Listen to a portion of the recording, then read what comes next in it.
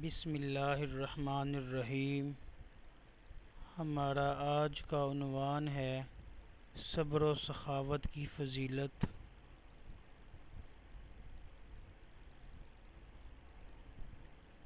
حضرت سیدنا جابر رضی اللہ تعالیٰ عنہ سے روایت ہے کہ سرکار والا تبار ہم بے کسوں کے مددگار صلی اللہ تعالیٰ علیہ وآلہ وسلم نے ارشاد فرمایا، کامل ایمان صبر اور سخاوت کا ہی نام ہے۔